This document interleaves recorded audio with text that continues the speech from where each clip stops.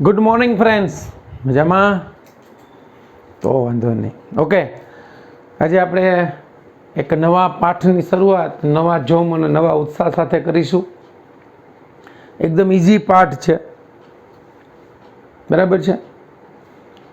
આજે આપણે ભૌતિક વિજ્ઞાન વિષયના ધોરણ 12ની અંદર ચેપ્ટર નંબર 6 સ્ટાર્ટ કરવા જઈ રહ્યા છીએ. છઠ્ઠા ચેપ્ટરનું નામ છે વિદ્યુત ચુંબકીય પ્રેરણ, ઇલેક્ટ્રોમેગ્નેટિક ઇન્ડક્શન, બરાબર છે. આના પછી 7મું ચેપ્ટર એસી પ્રવાહ છે અને 8મું ચેપ્ટર વિદ્યુત ચુંબકીય તરંગો છે. મિત્રો, જોતજોતામાં જેમ જેમ સમય પસાર થતો જાય છે એમ એમ આપણું એક સેમેસ્ટર જે છે એ ઓનલાઈન એજ્યુકેશનમાં પૂરું થઈ જશે, ખબર પણ નહીં પડે. એન્ડ ઓફ ઓક્ટોબર સુધીમાં થઈ જશે આરામથી પૂરું. ક્લિયર? અને આમનું ચાલ્યું નવેમ્બર, ડિસેમ્બર, જાન્યુઆરી સુધીમાં ઓનલાઈન કોર્સ પૂરો થઈ જાય 12th સાયન્સનો, રાઈટ? ઓકે, આ ચેપ્ટર જે છે એનું નામ એવું કહે છે કે ઇલેક્ટ્રોમેગ્નેટિક ઇન્ડક્શન. હવે ઇન્ડક્શન એટલે પ્રેરણ થવું. તો આપણે વિદ્યુત ક્ષેત્રની અંદર વિદ્યુત ભારનું પ્રેરણ સમજી ગયા હતા.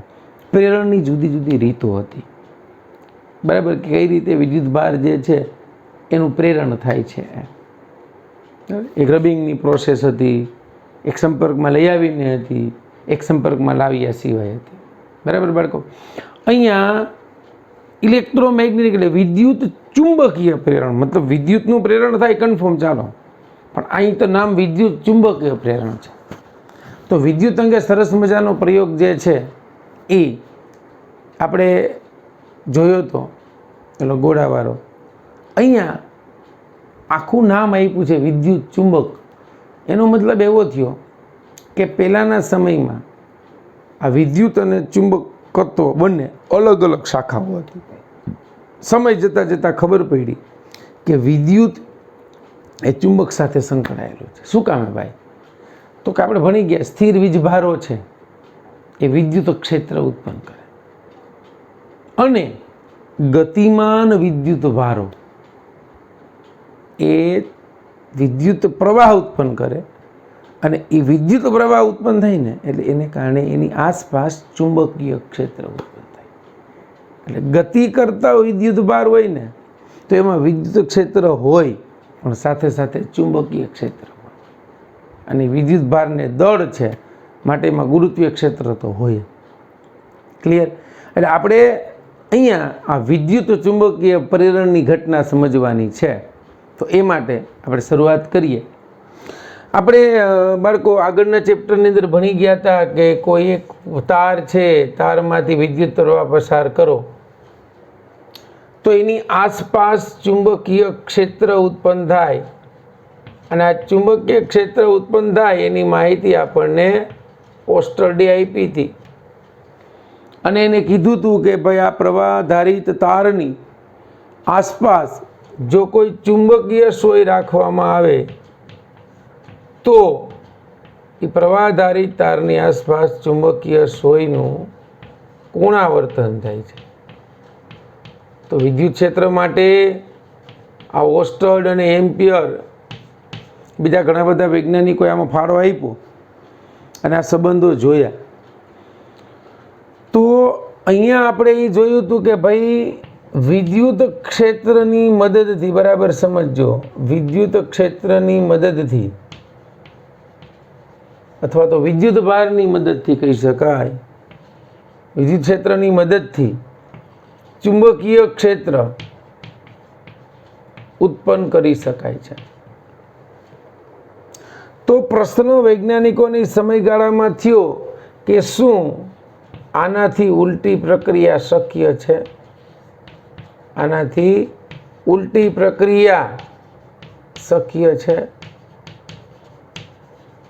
ભાઈ એવું થાય વાત સાચી. ચાલો, આ જે થયું છે કે ભાઈ વિદ્યુત ક્ષેત્રની મદદથી ચુંબકીય ક્ષેત્ર ઉત્પન્ન કરી શકાય, તો આ શું રિવર્સેબલ પ્રોસેસ શક્ય છે? એટલે કે શું?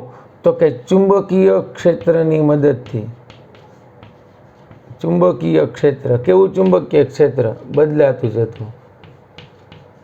બદલાતા ચુંબકીય ક્ષેત્રની મદદથી વિદ્યુત ક્ષેત્ર મેળવી શકાય છે?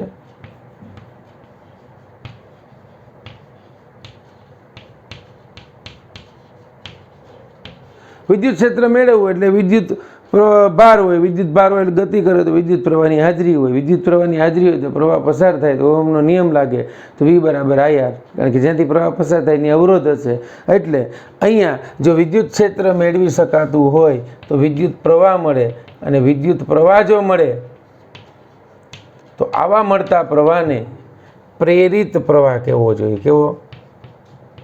ઇન્ડક્શન કરંટ, પ્રેરિત પ્રવાહ. એ વિદ્યુત પ્રવાહ મળે ને પ્રેરિત પ્રવાહ કહે છે. અને પ્રવાહને કારણે માનો કે કોઈ વાહકના બે છેડા હોય, એમાંથી પ્રવાહ પસાર થાય તો બે છેડા વચ્ચે એક વોલ્ટેજ મળે છે, એને આપણે EMF કહીએ છીએ. એ બે છેડા વચ્ચેના EMFને પ્રેરિત EMF કહેવાય.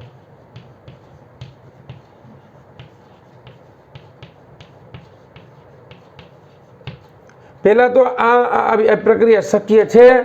આ ક્વેશ્ચનનો જવાબ પછી આપણે આ કહીએ કે એવું થાય.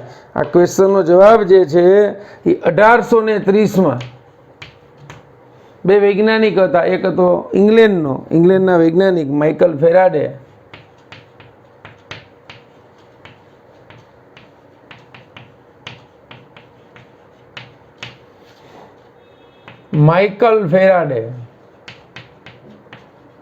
અથવા ફેરાડે કહીએ, માઇકલ ફેરાડે, અને USA વૈજ્ઞાનિક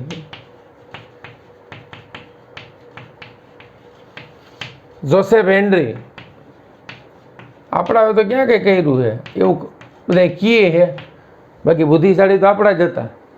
તો આપણા કોઈના નામ ન હોય. તમે જોજો ઇંગ્લેન્ડના ને USA ને ગ્રીકના ને તત્વચિંતકો હોય, ભારતના ને ચાઇનાના ઓછા હોય. આપણે બધી ડુપ્લિકેટ વસ્તુ બનાવવામાં ટાઈમ પાસ કરીએ. ઓકે, તો આ બે વૈજ્ઞાનિકો હતા. એક USA વૈજ્ઞાનિક જોસેફ હેનરી, અને ઇંગ્લેન્ડના વૈજ્ઞાનિક માઇકલ ફેરાડે. આ બંનેએ કીધું કે ભાઈ તમે જે ચર્ચા કરો છો એ વાત સાચી છે. શું? તો કે બદલતા જતા ચુંબકીય ક્ષેત્રની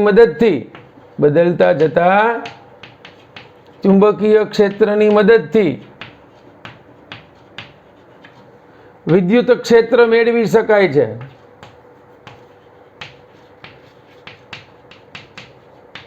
તો એનો મતલબ એવો થયો કે આમાં તો વિદ્યુત અને ચુંબકત્વ બંને સાથે આવે છે. એની મદદથી વિદ્યુત ક્ષેત્ર મેળવી શકાય એટલે વિદ્યુત પ્રવાહ ઉત્પન્ન કરી શકાય છે. વિદ્યુત પ્રવાહ ઉત્પન્ન કરે એટલે વિદ્યુત ભાર હોય એટલે વિદ્યુત ક્ષેત્ર ઉત્પન્ન થાય.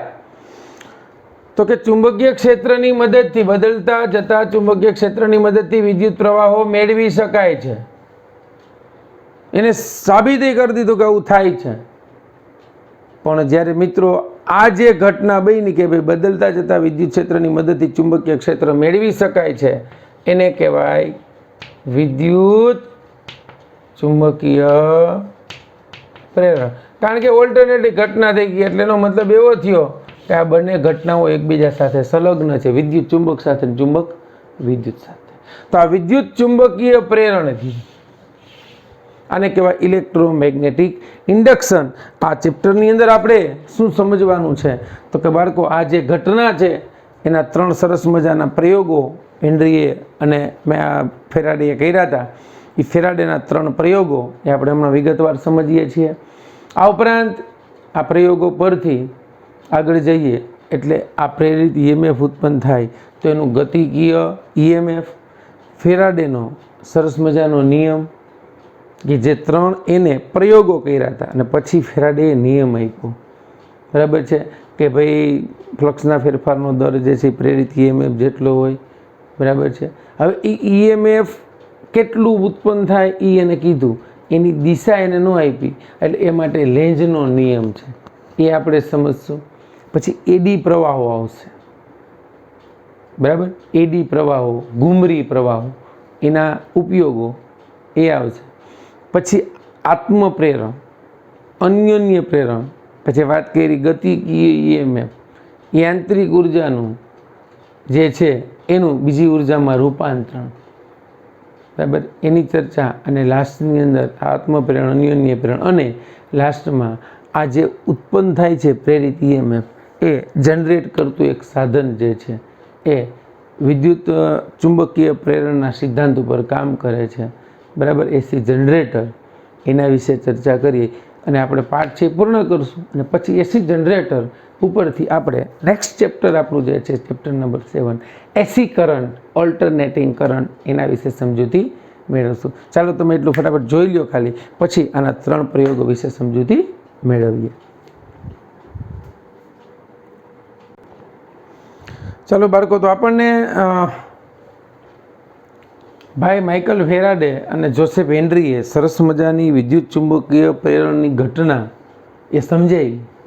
હવે એને આ જે વિદ્યુત ચુંબકીય પ્રેરણની ઘટના છે એ બધાની સમક્ષ મૂકી, બરાબર, અને એને એવું કીધું કે ભાઈ બદલતું જતું ચુંબકીય ક્ષેત્ર જે છે એ વિદ્યુત પ્રવાહનું નિર્માણ કરે છે.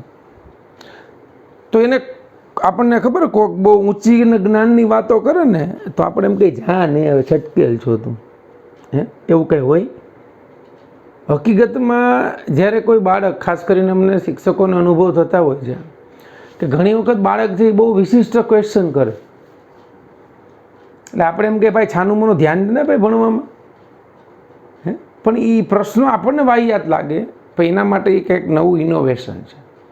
એટલે જ્યારે આ વાત એમ એ બાળક કોઈ સમક્ષ કંઈ ક્વેશ્ચન મૂકે છે ને તો આપણે એનો તરત વિરોધ કરીએ છીએ અને એને તરછોડીએ છીએ. તો માઇકલ ફેરાડે, જોસેફ હેનરીએ તો કેટલા પ્રયોગો કર્યા અને પછી કીધું કે ભાઈ જો પ્રવાહ પસાર થતો હોય અને આસપાસ ચુંબકીય ક્ષેત્ર ઉત્પન્ન થતું હોય તો એ કે બદલતું જતું ચુંબકીય ક્ષેત્ર પ્રવાહ ઉત્પન્ન કરી શકે, શું કામ નહીં? જ્યારે એને આ વાતની પ્રપોઝલ મૂકી સમગ્ર વિશ્વ તરફ, ત્યારે એને એવો રિસ્પોન્સ મળ્યો કે ભાઈ આ વાંધો નહીં, ભાઈ એનું કામ છે. ત્યારે માઇકલ ફેરાડે બહુ સરસ જવાબ આપ્યો કે જ્યારે કોઈ બાળક જે છે, નવજાત શિશુ, એનો જન્મ થાય છે, એનું શું કામ છે? બસ એ કામનું હોય. એ તો આપણે અત્યારે અદ્યતન ટેકનોલોજીના યુગમાં મસ્ત જીવીએ છીએ, સુવિધાસભર જીવન છે આપણું, હે, મોટા મોટા બંગલા, મોટા મોટા મકાનો જે છે એની અંદર સરસ મજાની લાઇટો છે, અવર જવર કરવા માટે કાર છે, બાય ફ્લાઇટ જવું હોય તો છે, ટ્રેનોની વ્યવસ્થા છે. ખાલી એટલી કલ્પના કરો કે વીજળીનો જ શું થાય, વીજળી ન હોય તો શું થાય, તમે વિચાર કરો. મોટા મોટા જનરેટરો જે છે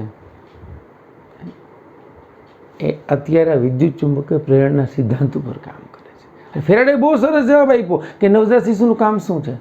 તમે એનું એક દિવસ નવજાત શિશુ જ હતા, અમે લેક્ચર લઈ અને કાંઈક સારું કામ કરીએ છીએ તો આપણે તો સામાન્ય માણસો છીએ. ધીરુભાઈ અંબાણીનો જન્મ ન થયો હોત તો, જન્મ થયો ત્યારે કોઈ એમ કીધું હોત તો કે આનો જન્મ થયો શું કામ છે. આ જવાબ ફેરાડેનો ઘણું બધું સૂચવી જાય છે. એટલે એને કહેવાનું એમ કે મેં જે શોધ કરી, મેં તમને જે રજૂઆત કરી છે એ અત્યારે ઉપયોગી નથી, પણ સમયાંતરે જેમ બાળક મોટું થઈ અને સમાજમાં એન પ્રકારે ક્યાંય ને ક્યાંય ઉપયોગી બને છે, એમ આ ઘટનાઓ જે છે એ ઉપયોગી બનશે. તો આ માટે ચાલો એનો હવે આપણે પહેલો પ્રયોગ જોઈએ. તો ફેરાડેનો પ્રયોગ નંબર 1, બહુ સિમ્પલ 3 પ્રયોગો કર્યા હતા બાળકો. પ્રયોગ 1ની અંદર એમને એક ગૂંચડું લીધું. આ ગૂંચડાના 2 છેડામાં એક અહીંયા ગેલ્વેનોમીટર જોડ્યું. ગેલ્વેનોમીટર આપણને ખબર છે મિત્રો, ગેલ્વેનોમીટર ક્ષણિક પ્રવાહ બતાવે, મતલબ ગેલ્વેનોમીટર બહુ ખૂબ જ સૂક્ષ્મ લેવલનો પ્રવાહ અથવા તો પ્રવાહનું માપન દર્શાવતું સાધન, એને ગેલ્વેનોમીટર કહેવાય. આ ગેલ્વેનોમીટર જે છે એ અહીંયા જોડેલું છે. કેમ? તો કે આ ગૂંચડામાંથી પ્રવાહ પસાર થાય છે કે નહીં એનું માપન કરવા માટે. આ જેટલો પ્રવાહ પસાર થતો હોય તો આ ગેલ્વેનોમીટરનું આવર્તન થશે. ગેલ્વેનોમીટરની રચના આપણે ચેપ્ટર 4માં ભણી ગયા છીએ. એમાં ઉપર ડાયલ હોય, આ બાજુ અહીં વચ્ચેના સેન્ટરની અંદર ગેલ્વેનોમીટરની રચના કંઈક આવી હોય. અહીંયા 0 હોય, અહીંયા 10, અહીંયા 20 અને અહીંયા 30 હોય, અહીંયા 10, અહીંયા 20 અને અહીંયા 30 હોય. આ 0, 10, 20 અને 30. અહીંયા 10, 20 અને 30. આ જે છે ને દર્શક કહેવાય, એ ફરે છે. એટલે ગેલેનોમીટર બંને બાજુ આવર્તન દર્શાવે, પ્રવાહની ટૂંકમાં કઈ દિશામાં પ્રવાહ વહે છે એનું નિર્દેશ કરે છે આપણને. હવે આ જે ગૂંચળું હતું ને એની બાજુમાં અહીંયા એક ચુંબક રાખ્યો, 12 મેગ્નેટ રાખ્યો. આ એનો N ધ્રુવ છે, આ એનો S ધ્રુવ છે. હવે આ ચુંબક અત્યારે તો સ્થિર છે, એટલે ચુંબકની ચુંબકીય ક્ષેત્ર રેખાઓ જે છે એ આમ પસાર થતી હશે, બરાબર. આ S માંથી તો આમ દાખલ થશે, આ રીતે આમ બંધ ગાળાઓ રચે. આ ચુંબકને એને એમ કીધું કે જો V જેટલા વેગથી, જો ચુંબકને, બરાબર સમજજો, જો ચુંબકને, આ એક ગૂંચળું છે, આ ગૂંચળાને નામ આપી દો C, બરાબર. આ ગૂંચળામાંથી ચુંબકને V જેટલા વેગથી ગતિ કરાવવામાં આવે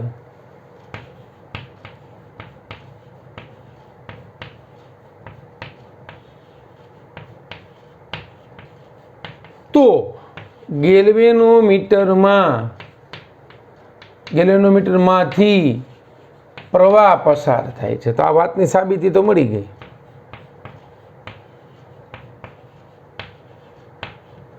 કે જો ચુંબકને સ્થિર હતું તો કાંઈ નહોતું થતું. શું કામે?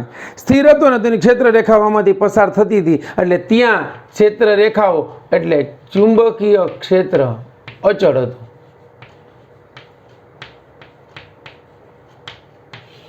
અચળ હતું એટલે કે માનો કે આ ચુંબક અહીંયા હતું ત્યારે આમાંથી 5 ક્ષેત્ર રેખાઓ પસાર થતી હતી, બરાબર. હવે જેમ જેમ જેમ જેમ નજીક આવશે તો આપણને ખબર છે ચુંબકની ક્ષેત્ર રેખાઓ આમ હોય તો નજીક આવે એટલે 5 પસાર થતી હોય તો નજીક આવશે ત્યારે હજી ક્ષેત્ર રેખાઓ આમ હશે જ આમ.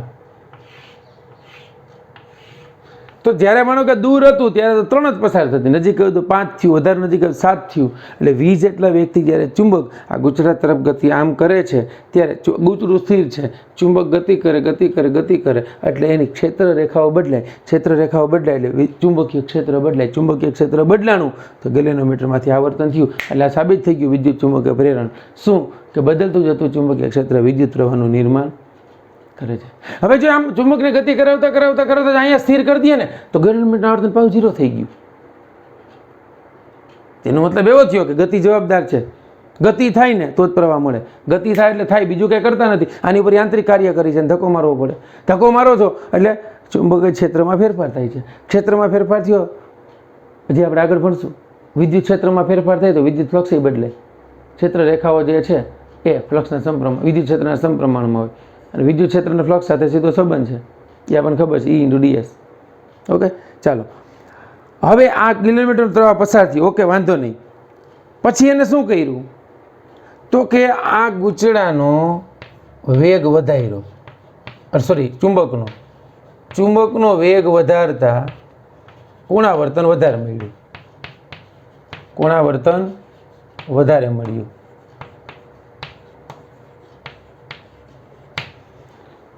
અને કોણાવર્તન વધારે મળ્યું એટલે શું થયું તો કે વધારે પ્રવાહ પસાર થયો.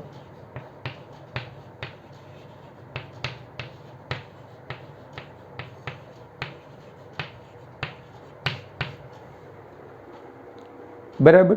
પછી તો કે હવે અહીંયા સુધી ચુંબક પહોંચી ગયું, પછી એને શું કર્યું તો કે હવે ચુંબકને, બરાબર સમજજો, ગૂંચળાથી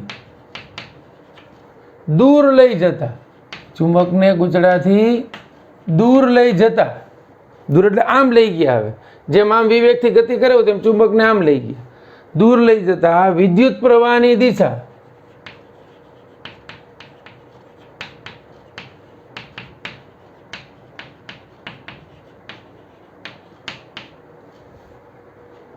અહીંયા સ્થિર કરી દીધું. વળી ગતિ કરે આમ લઈ ગયા તો પ્રવાહની દિશા શું થઈ ગઈ? બદલાઈ ગઈ. ક્લિયર થયું? આ ઉપરાંત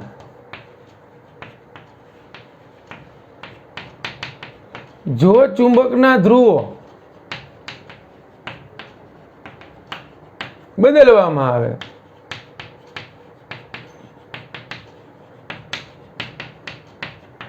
તો પણ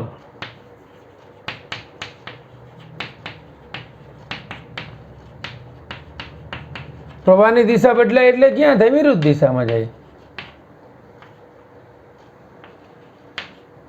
એટલે પ્રવાહ ગેલોનોમીટરનું ગોળાર્ધન આમ થતું એની જગ્યાએ આમ થાય.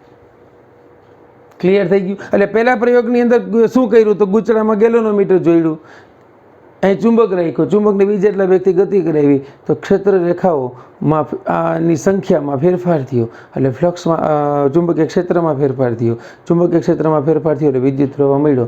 જેમ વધારે વેગ લઈ આવો એમ વધારે ક્ષેત્ર રેખાઓ ઝડપથી આવે એટલે વિદ્યુત પ્રવાહ ઝડપથી મળે.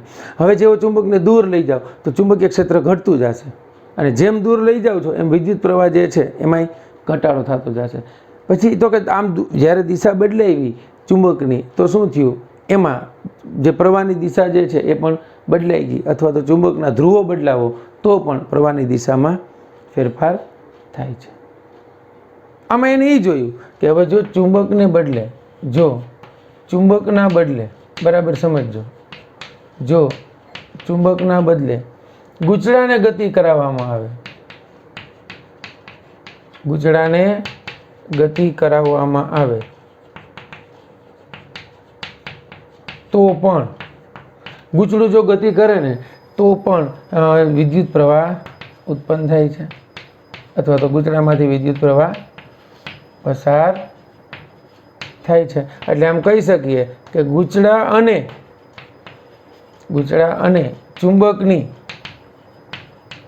કેવી ગતિ? તો કે સાપેક્ષ ગતિ. ગૂંચળા અને ચુંબકની સાપેક્ષ ગતિના લીધે વિદ્યુત પ્રવાહ પસાર થાય છે. ઓકે બાળકો, તો આ વાત થઈ વિદ્યુત ચુંબકીય પ્રેરણા અંગેનો ફેરાડેના પહેલા પ્રયોગની. ચાલો જોઈ લ્યો, પછી બીજો પ્રયોગ સમજીએ. ચાલો, પહેલો પ્રયોગ આપણે જોયો બાળકો, ફેરાડેનો પ્રયોગ 2.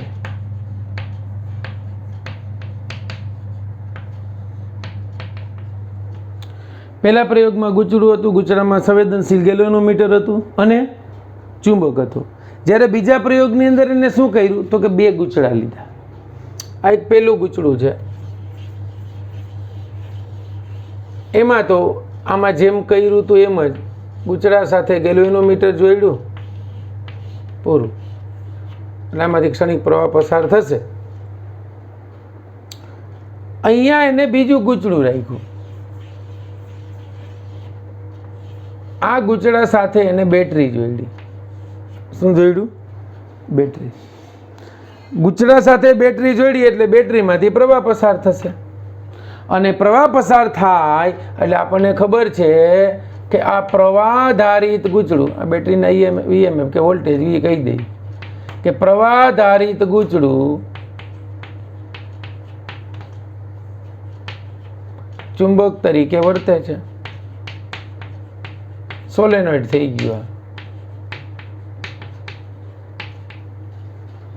હવે ચુંબક તરીકે વર્તે તો આમાંથી જેવો પ્રવાહ પસાર થશે એવી આની ક્ષેત્ર રેખાઓ આ ગૂંચળા સાથે સંકળાશે.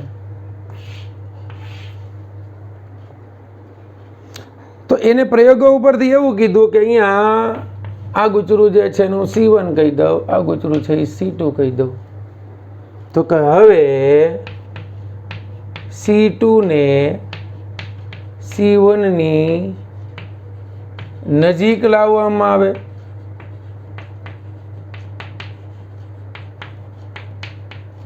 તો ગેલેનોમીટર આવર્તન દર્શાવે. ભાઈ, ગેલેનોમીટર આવર્તન દર્શાવે એનો મતલબ એવો થયો પ્રવાહ પસાર થાય છે, પ્રવાહની હાજરીનું સૂચન કરે. બીજું, જો C1 ને દૂર, C2 ને દૂર લઈ જવામાં આવે, C2 ને C1 થી દૂર લઈ જવામાં આવે, અહીંયા લઈ આવતા હતા, હવે લઈ જવામાં આવે દૂર, તો ગેલેનોમીટરનું વિરુદ્ધ દિશામાં કોણાવર્તન થાય છે.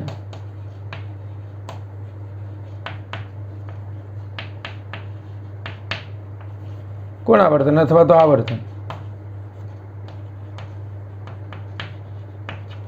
4 પરિસ્થિતિ થાય ટૂંકમાં.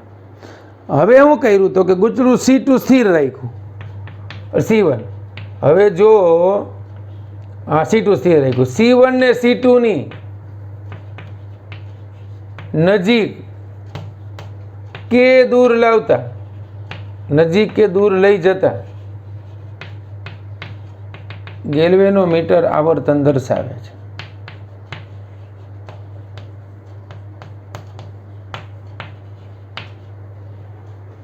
બરાબર. તો એનો મતલબ એવો થયો કે આ બેટરી અહીંયા જોઈડી, પ્રવાહ પસાર થયો, ગુચડું ચુંબક તરીકે C2 વર્તે, અને એને જો નજીક લઈ જવામાં આવે તેની ક્ષેત્ર રેખાઓ આની સાથે સંકળાય છે. એટલે સેમ આગળના પ્રયોગમાં થયું હતું એવું. એટલે જો આને હવે વિચારો આવ્યા કે આપણે ચુંબક રાખતા હતા તો વાંધો નહીં, એમાં ચુંબક હતો, એની જગ્યાએ આપણે ગૂંચળામાંથી પ્રવાહ પસાર કરી અને ચુંબક બનાવીએ અને એને ગતિ કરાવીએ તો શું થાય છે એ જોઈ. ક્લિયર? તો આ બીજા પ્રયોગની અંદર ગૂંચળાઓની સાપેક્ષ ગતિ જે છે, આ ગૂંચળું અને ચુંબક હતું, અહીં બંને ગૂંચળાઓની સાપેક્ષ ગતિના લીધે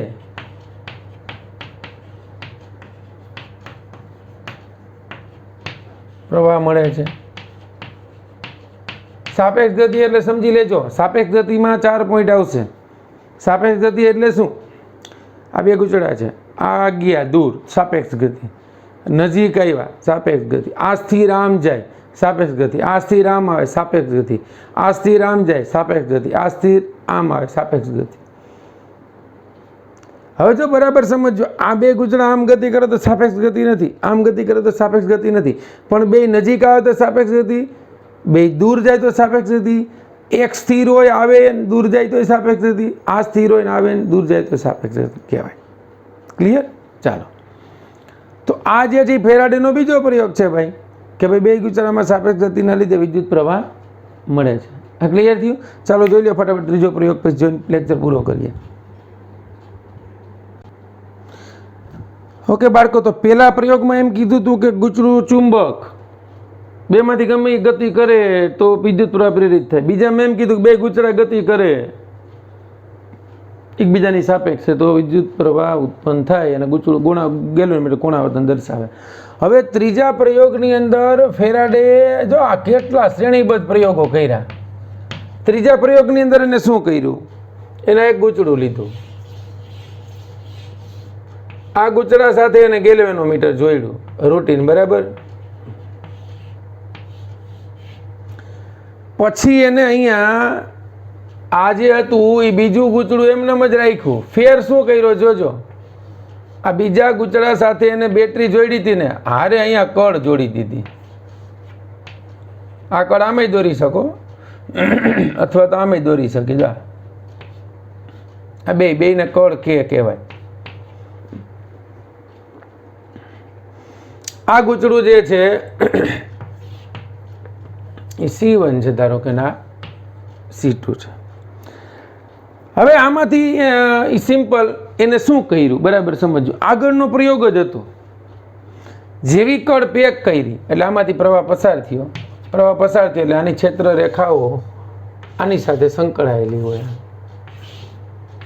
તો રૂટીન જે આગળ થયું હતું એ જ પ્રોસેસ થઈ.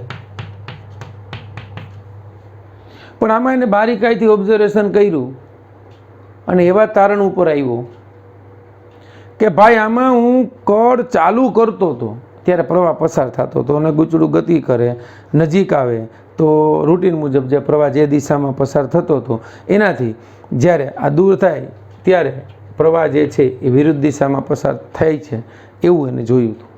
પણ ઘણા બધા અવલોકનોના અંતે એવા તારણ ઉપર આવ્યો કે જ્યારે કળને ચાલુ બંધ કરવામાં આવે છે, જ્યારે કળને ચાલુ બંધ કરવામાં આવે છે ત્યારે ગેલ્વેનોમીટરનું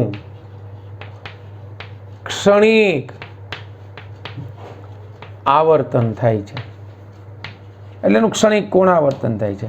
હવે તો એનો મતલબ એવો થયો કે જો આવું કરીએ ને કળને ચાલુ બંધ કરીને ક્ષણિક કોણાવર્તન થતું હોય તો આ ગૂંચળાની ગતિ કરાવવાની ક્યાં જરૂર છે? એટલે એને એમ કીધું કે અહીં ગતિ, અહીં ગૂંચળાની સાપેક્ષ ગતિ કે જરૂરી નથી. ગૂંચળાની સાપેક્ષ ગતિ જરૂરી નથી. કારણ તો કે કળ ચાલુ બંધ કરો ને તો એમાં આવર્તન થાય છે, અને ગેલ્વેનોમીટરની કળને ચાલુ બંધ કરો તો આવર્તન પરસ્પર વિરુદ્ધ દિશામાં થાય છે.